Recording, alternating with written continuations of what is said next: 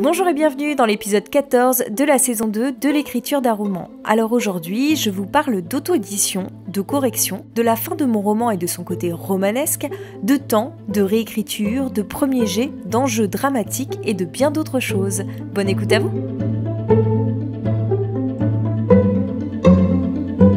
Le mardi 23 février 2021. J'ai eu un petit peu du mal à rentrer dans mon roman ce matin, un petit peu du mal à m'y mettre, peut-être parce que je suis fatiguée, je ne sais pas.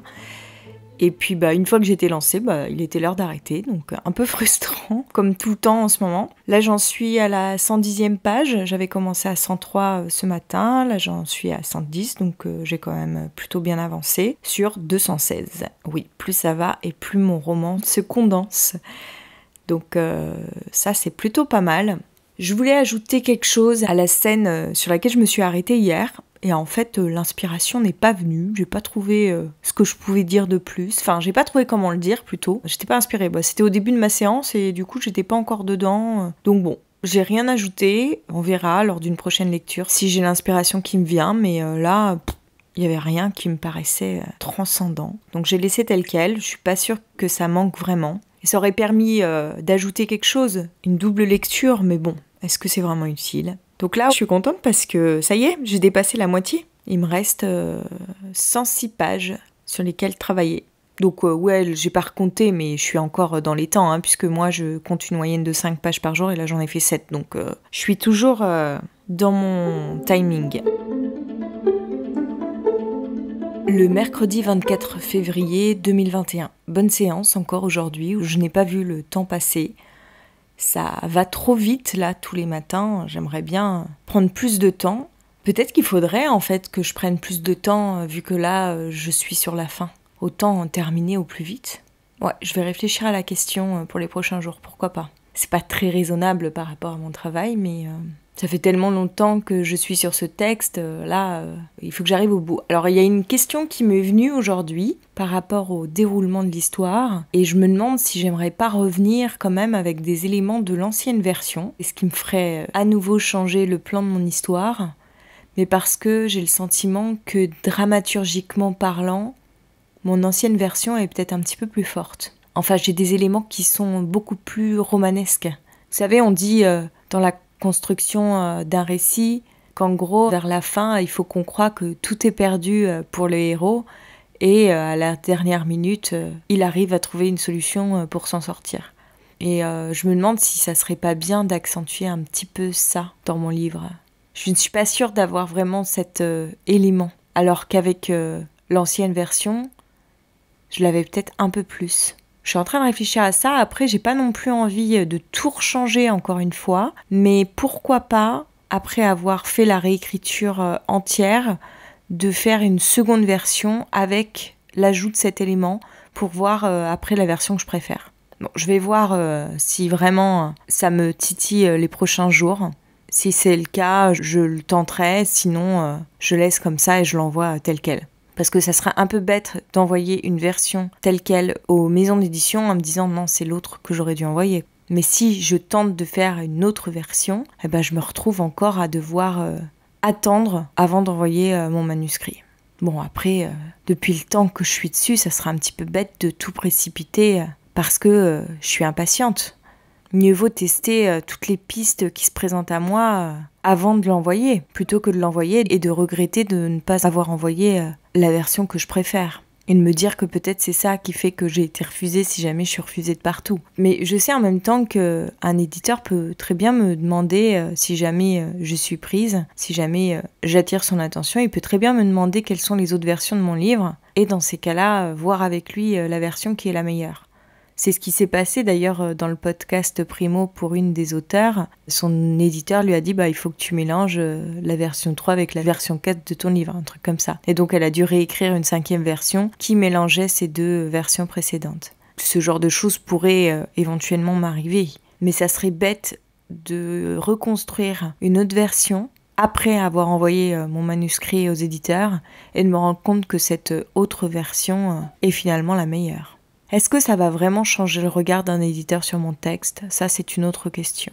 je pense qu'il sera quand même capable de se rendre compte de ce que je suis capable de faire à la lecture de mon manuscrit, peu importe la version que je lui envoie. Aujourd'hui, il est arrivé à un tel niveau d'aboutissement par rapport à mes capacités que je suis pas sûre de pouvoir l'améliorer beaucoup plus.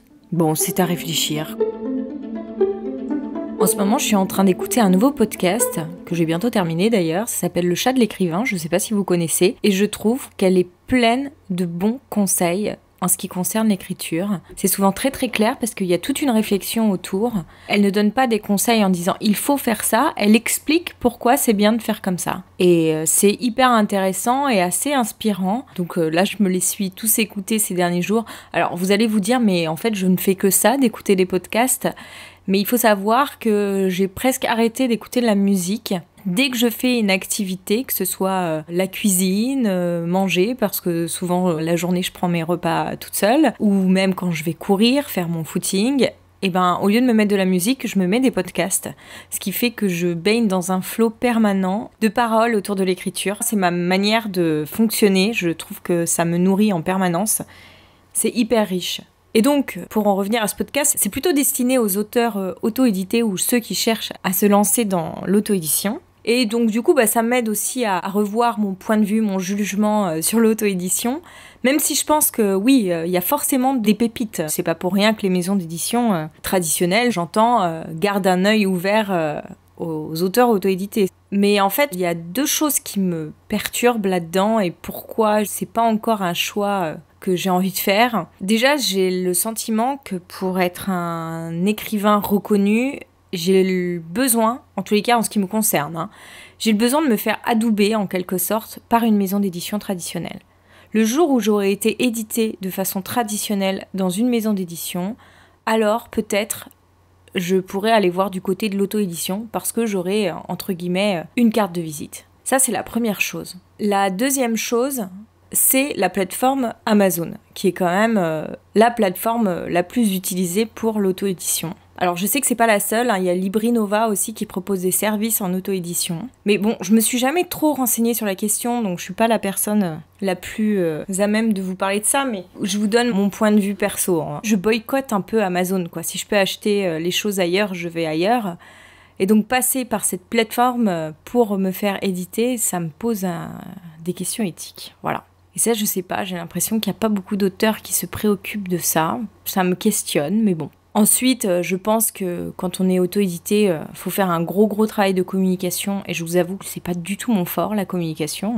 Pour ceux qui me suivent sur Instagram, vous devez voir que mes publications sont très aléatoires et sporadiques, plus ou moins, ça dépend des périodes. Enfin voilà, j'ai pas envie de perdre mon temps avec ça, quoi. Je préfère écrire tous les matins plutôt que de me dire qu'est-ce que je vais poster aujourd'hui sur Instagram. En tous les cas, pour en revenir à ce podcast, je vous conseille très fortement d'aller l'écouter. Il y a pas beaucoup d'épisodes malheureusement, mais ils sont tous assez riches, point de vue conseil. Et c'est autant des conseils en écriture que des conseils de développement personnel pour aider les personnes à se mettre à l'écriture, comment se dégager du temps pour écrire, comment faire quand on manque de motivation, que faire quand on est bloqué. Enfin voilà, il y a plein de petites choses comme ça que j'ai trouvées vraiment très pertinentes.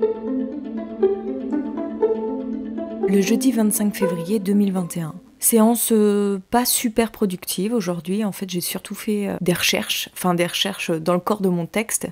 C'est-à-dire que j'en suis arrivée à la fin du deuxième acte et donc je dois réécrire toute une scène avec plein de bouts de différents passages que j'ai coupés à droite à gauche. Donc là, j'ai cherché les passages sur lesquels je pouvais me reposer pour écrire cette scène. Donc il y en a 2 dans mon fichier qui s'appelle passage coupé, 2 dans mon fichier qui s'appelle chapitre coupé, et donc faut que j'arrive avec tout ça à faire une espèce de tout homogène pour créer une scène forte en intensité en gardant bien en ligne de mire le message que j'ai envie de faire passer dans cette scène. Donc je pense que je vais m'arrêter là-dessus demain. Demain également, je vais faire une séance plus longue que d'habitude, puisque comme c'est mon anniversaire, j'ai décidé de me faire plaisir et donc d'écrire tant que je serai inspirée. Bon, c'est-à-dire que je me lève à la même heure que d'habitude, 6h du matin, je me mets directement au travail après avoir pris un petit café. Enfin, je prends mon café en même temps que je me mets à écrire. et je m'arrête que quand je suis entre guillemets à bout de souffle. Parce qu'à un moment en fait ça s'épuise.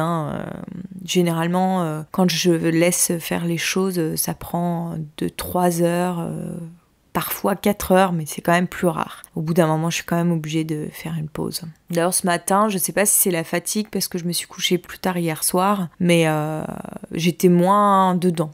J'étais pas à fond, je regardais l'heure pour savoir quand est-ce que ma séance allait se terminer, donc bon. J'étais pas dans une super forme pour écrire, mais bon, j'ai quand même avancé. Et puis j'ai calculé mon temps, donc selon ma deadline, j'arrive toujours à la fin de ce retravail d'écriture autour du 17 mars. J'ai commencé la séance en déplaçant une scène. Ce sont mes scénettes de Gotulle qui se distillent toujours dans le texte. Et là, elle arrivait un peu trop tôt par rapport à la précédente. Genre, il y a eu 2-3 pages entre et puis il y avait une nouvelle scénette. Donc, je trouvais que c'était un petit peu rapide. Donc là, je l'ai décalé plus tard. Et puis, j'ai supprimé une scène qui n'avait pas lieu d'être en tant que telle. Il suffisait juste de mettre 2-3 phrases dans la scène suivante pour pouvoir parler de ça. Parce qu'à un moment, en fait, il change d'hôtel. Voilà, ce qui me permet d'avoir un nouveau décor, de parler de plus de choses de l'Inde, mais elle n'a pas une importance fondamentale, enfin ça valait pas le coup de le mettre dans une scène. D'autant plus que je m'étais dit que j'allais la faire sous forme de journal intime, enfin c'était pas du tout légitime. Donc je l'ai supprimé, puis j'ai inséré 2-3 phrases dans la scène suivante sur laquelle je suis en train de retravailler. Le vendredi 26 février 2021. Aujourd'hui c'est mon anniversaire, et comme cadeau, j'ai reçu l'inspiration. C'est plutôt pas mal. Oui, je viens d'écrire une scène clé dans mon roman, celle qui fait basculer l'histoire dans le 3e acte. Alors bon, je pense que pour le moment elle est un petit peu longue, un petit peu trop étirée par rapport au reste du récit, elle prend beaucoup trop de place. Va falloir que je la condense un peu, mais premier jet est là. Et j'ai même un petit passage de journal intime qui la suit, dont je suis plutôt satisfaite, qui m'est venu tout seul. Et ça tombe bien puisque j'avais plus de passages de journaux intimes depuis un moment. Et donc si je veux les garder dans mon texte, il faut quand même que j'en ajoute par-ci par-là. Aujourd'hui, comme c'est mon anniversaire, j'ai décidé que j'allais accorder plus de temps à l'écriture de ce roman. C'est un peu comme un week-end. C'est le cadeau que je me fais pour cette journée un peu spéciale. Et qui a déjà bien commencé de ce point de vue-là. Le lundi 1er mars 2021. J'ai eu du mal à reprendre mon texte aujourd'hui, peut-être parce que je n'ai pas travaillé hier. Et donc du coup, j'avais un peu perdu le fil. Bon, j'ai quand même pas mal avancé, mais il faut que je retravaille tout le passage sur lequel je viens de m'arrêter parce que j'ai l'impression qu'il manque d'une certaine homogénéité. Disons que comme je change toute l'ordre des scènes par rapport à la version précédente, il y a des choses qui n'arrivent plus à la bonne place, où on se demande qu'est-ce que ça fait là, et puis il manque des éléments qui permettraient de mieux comprendre comment les choses avancent de manière harmonieuse. Je vais recommencer là-dessus demain et on verra. Je suis en train de traverser aussi une grosse période de doute en me disant mais si jamais mon texte est refusé de partout, qu'est-ce qui va se passer ? Bon, il sera toujours temps de voir pour de l'auto-édition, mais disons que ça n'inspire pas trop confiance aux futurs lecteurs si mon texte est refusé, même si on sait très bien que c'est compliqué de se faire publier en maison d'édition. Bon voilà, c'est des questions lambda qui arrivent et qui reviennent de manière récurrente. Le mardi 2 mars 2021. Je traverse un passage de doute en ce moment depuis le week-end qui vient de passer. Je me demande si vraiment ce livre peut avoir un quelconque intérêt pour les gens. Bon, je pense que je me mets de toute façon beaucoup de pression sur ce roman, mais parce que voilà, ça fait longtemps que je suis dessus, je m'y suis énormément attachée. J'y accorde beaucoup d'importance, j'attends beaucoup aussi, ce qui à mon avis est une erreur, mais bon, c'est la seule manière que j'ai trouvée pour prendre les choses sérieusement et les mener jusqu'au bout. Mais du coup voilà, j'ai créé une attente monstrueuse et j'ai quand même peur d'être déçue. Parce que même dans le cas où j'étais retenue chez un éditeur, ce qui serait déjà génial, ça se trouve il va être publié et puis bouf, il se passera rien derrière. Bon, déjà, s'il était publié, ça serait super, parce qu'aujourd'hui, je suis même en train de me demander si je vais être acceptée quelque part. J'ai beau être très consciente que le fait de soumettre son texte va forcément engendrer des lettres de refus, voire même des retours très négatifs et des fois virulents, comme je l'entends régulièrement. Bon, je pense que mon livre ne va pas provoquer de retour virulent. Il n'a pas du tout de caractéristiques qui pourraient révolter quelqu'un. Je pense qu'il y a vraiment une chose que j'ai oubliée depuis le départ, c'est que je voulais en faire un récit de voyage. Et j'ai complètement zappé ce côté-là. Et là, j'ai bien envie de retourner là-dessus et de relire du coup, enfin pas de relire, mais de me mettre à relire plutôt des récits de voyage, des livres de Sylvain Tesson ou autres voyageurs. Parce qu'à une époque, ce qui m'a donné envie de partir en Inde, c'est ces livres de voyage. Et ce que je regrettais de ne pas trouver dans ces livres de voyage, c'était les histoires d'amour qui pouvaient peut-être avoir lieu lors de ces voyages. Mais ça, souvent, ceux que j'ai pu lire ne parlent pas de ça. Et ça, c'est plutôt une question qui m'interpelle quand on est voyageur, explorateur. Comment notre vie sentimentale se construit ? Est-ce que c'est possible de fonder une famille quand on est toujours par monts et par vaux ? Et puis bon, il y a aussi des aventures qu'on peut avoir avec des gens du pays. Comment ça se passe dans ces cas-là ? Parce que c'est pas pareil que de sortir avec quelqu'un de chez soi quand même. Moi, c'est ces questionnements-là qui m'intéressent. Et c'est ça aussi que j'avais envie d'explorer dans mon texte. Mais j'ai l'impression qu'il en reste plus grand-chose aujourd'hui de cet aspect-là. Bon, on verra, hein, c'est des phases un peu plus creuses comme ça. J'espère retrouver la forme dans les prochains jours. Le mercredi 3 mars 2021. Je suis plutôt contente de ma séance du matin, surtout que je me suis levée un peu plus tôt, à 5h15. Donc j'ai pu écrire plus longtemps que d'habitude, donc ça c'est cool. J'ai bien avancé, j'ai même encore pris 2 jours d'avance sur mon planning. Je suis censée avoir terminé ce que je suis en train de faire, cette énième réécriture, le 15 mars. Mais bon, sachant que le week-end prochain, je ne suis pas là, il y a de fortes chances pour que je reprenne du retard à ce moment-là. En fait, je me suis fixé 5 pages par jour de réécriture et généralement, j'en fais quand même un petit peu plus. Je ne m'arrête pas spécialement sur la tournure des phrases pour le moment. Je les surligne de couleur, en rouge quand c'est ma professeure de français qui n'aime pas la formulation, en vert quand c'est moi. Et ça, je le ferai dans un second temps. Je pense que ça va être une étape d'ailleurs pas très très agréable. Mais quand j'aurai terminé cette relecture, j'aimerais relire tout le texte. Enfin, pas tout relire, mais m'arrêter sur tous les passages où j'ai du vert, du bleu ou du rouge. Enfin, là où il y a de la couleur, ça veut dire qu'il y a des modifications à faire. Et de voir un petit peu comment je peux les transformer et les mettre en noir au fur et à mesure pour pouvoir ensuite enregistrer le texte sous format PDF et faire une ultime relecture pour voir si tout va bien pour un envoi en maison d'édition. Une fois que j'aurai fait cette ultime relecture, s'il y a encore des corrections à faire, je les ferai. Mais vraiment, ça sera des corrections indispensables. Si c'est pas indispensable, je les ferai pas. Si elles ne gênent pas la compréhension, si elles sont pas très très mal formulées, s'il n'y a pas une grossière erreur de ma part, je ne ferai pas la correction avant l'envoi. Je vais arrêter de faire ce travail de dentelle. Je pense que je l'ai amené assez loin. S'il y a encore des choses à modifier, ça sera à voir avec une maison d'édition. Ça me fait un peu peur de m'arrêter comme ça. En fait, je me demande si je vais pas échelonner l'envoi en maison d'édition. Faire un envoi, retravailler mon texte, un deuxième envoi, retravailler mon texte, etc. Bon, j'ai peur que comme ça prenne des lustres. Mais en même temps, j'aurais aussi l'impression de me donner toutes mes chances. Si j'ai un refus chez l'un, je peux avoir un accord chez l'autre, parce que mon texte aura été amélioré. Enfin, c'est une question, je suis pas du tout sûre de procéder de cette manière, parce que j'aimerais bien en même temps mettre un point final à ce texte. Il est temps de passer à autre chose.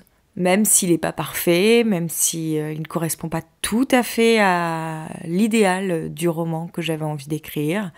Mais ça, c'est a priori normal. Je repense souvent à l'entretien de Nicolas Mathieu dans Bookmakers, où il dit qu'un jour, son éditeur l'a appelé en lui disant « Stop, arrête les modifications, là, t'es en train d'abîmer ton texte. » Et est-ce que moi, c'est pas quelque chose que je suis en train de faire là ? Et puis, il y a aussi cette question de la fin. La direction que prend mon livre dans cette nouvelle version, est-ce qu'elle me plaît autant que l'ancienne version ? J'ai des doutes. Est-ce qu'il ne faudrait pas quand même que je reprenne la fin de l'ancienne version, mais que je l'adapte à celle-là ? Donc il y a aussi la possibilité de faire une deuxième version. Et après, j'aurai plus qu'à choisir laquelle j'envoie en maison d'édition, celle qui me convient le mieux. Parce que dans l'ancienne version, il y avait un élément très romanesque qui ajoute en intensité à l'histoire, je trouve. Et c'est dommage de m'en passer. Et en fait, je m'en passe parce que c'est ma professeure de français qui a réussi à me convaincre que c'était pas forcément logique dans l'histoire que j'avais envie de raconter.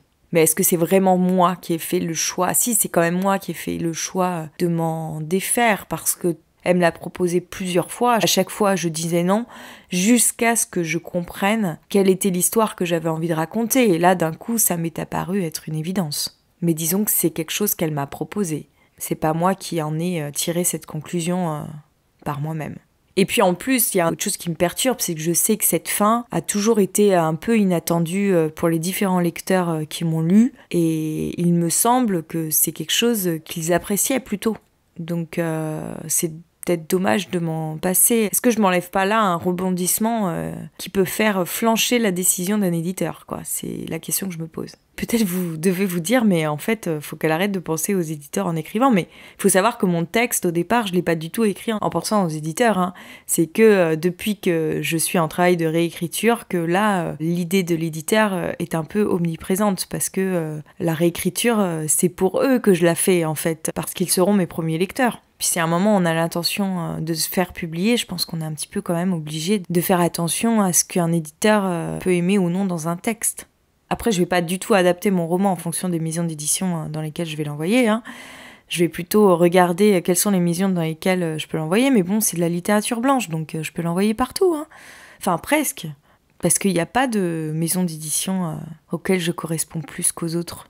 Bon, ce qui me rassure, c'est que je suis à peu près tentée par toutes les maisons d'édition. C'est peut-être pas d'ailleurs une très bonne chose, parce que ça veut dire que soit je vais l'envoyer partout et ça va me coûter très cher en timbre et en impression, soit il va falloir que je fasse un choix, et ça, c'est pas non plus quelque chose de très facile pour moi. Le jeudi 4 mars 2021. Je dois écourter un petit peu ma séance ce matin parce que j'ai un rendez-vous important pour mon travail. Et je suis un petit peu frustrée parce que j'aurais bien continué, mais bon, je me suis levée un peu plus tôt, à 5h30, donc j'ai quand même travaillé près de 2 heures, donc c'est plutôt bien. Je suis en plein dans une scène où j'ai pas mal de choses à retravailler au niveau de la formulation des phrases, tout ça. Il y a plein de petites choses qui sont pas très claires. Et ma professeure de français, justement, me les souligne et je comprends très bien là ce qu'elle veut dire. Donc j'essaye de retravailler tout ça et d'arriver à faire passer mes idées de manière un peu plus synthétique, ce qui n'est pas forcément évident, comme c'est un petit peu ma problématique. Et une question que je me pose en ce moment, pas mal, je me demande comment ça se fait qu'il y a des gens qui arrivent à écrire leurs livres en très peu de temps. Je sais qu'il faut pas se comparer, tout ça, en plus j'en ai parlé dans une de mes vidéos, enfin j'en suis très consciente que c'est vraiment une mauvaise chose de se comparer, mais j'ai tellement l'impression d'être lente par rapport à la plupart des auteurs que oui, ça me pose question quand même.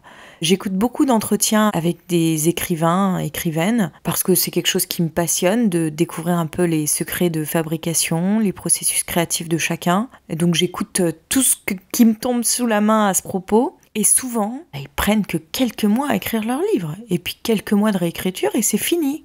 Alors bon, souvent aussi, c'est des auteurs que je n'ai pas lus, alors j'aimerais bien savoir ce que ça donne. Soit je peux être surprise dans le bon sens du terme, soit je peux découvrir qu'en effet, bon, bah, ça m'étonne pas, quoi. Vu ce qu'ils ont écrit, ça m'étonne pas que ça leur ait pas pris tant de temps que ça.